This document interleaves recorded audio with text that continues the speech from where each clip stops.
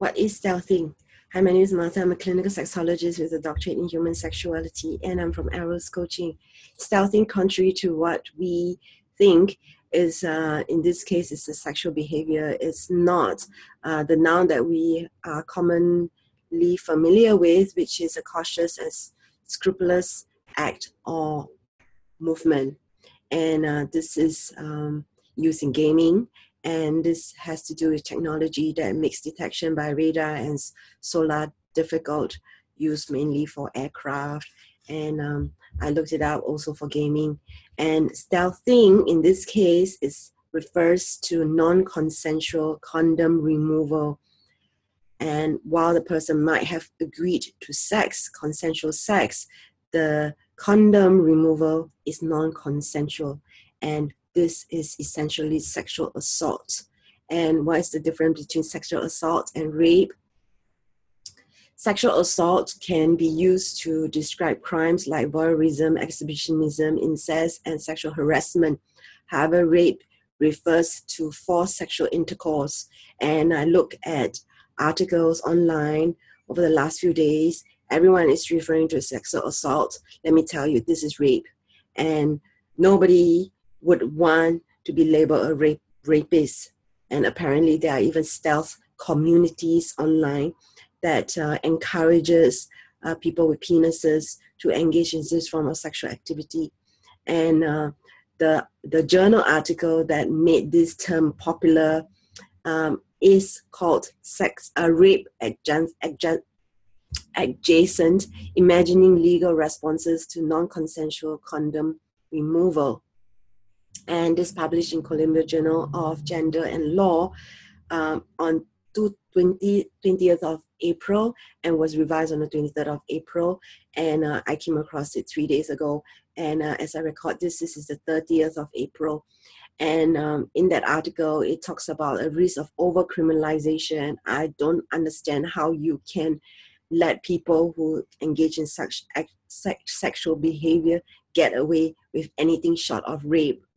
The next thing is it talks about the possible criminal thought, contract, and civil rights remedies that are available to victims.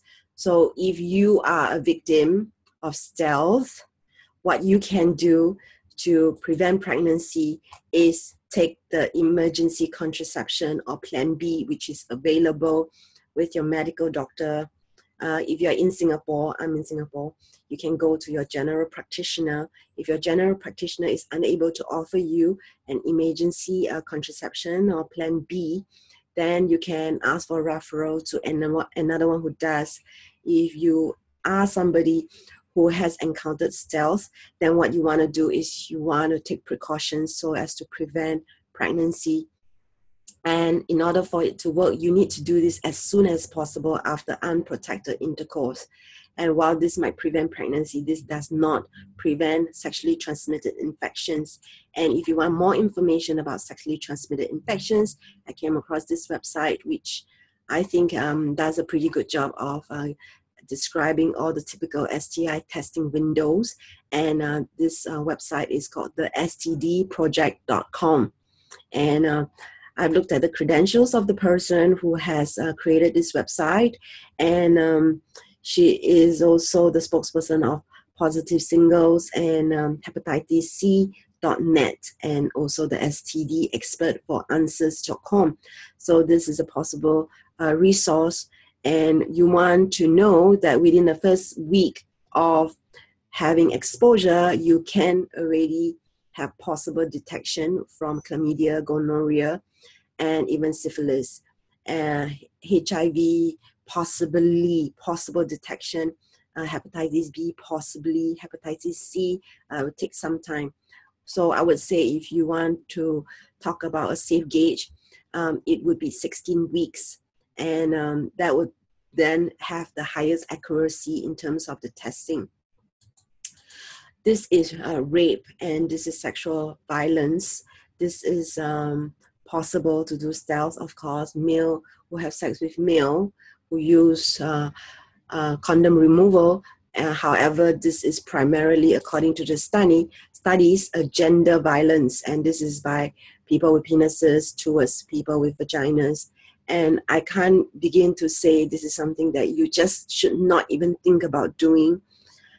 This can be very traumatic.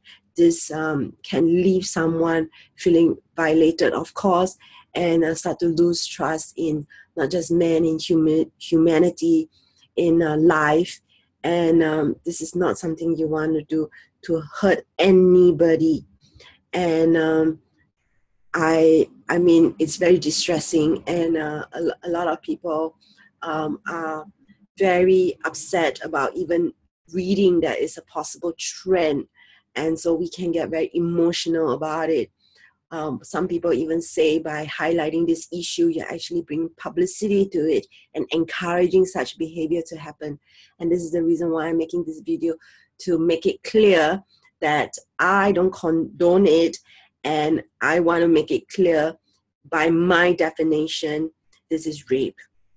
A person who is having sex can withdraw their consent at any moment, and they may consent to sex. They can also change their mind at any point.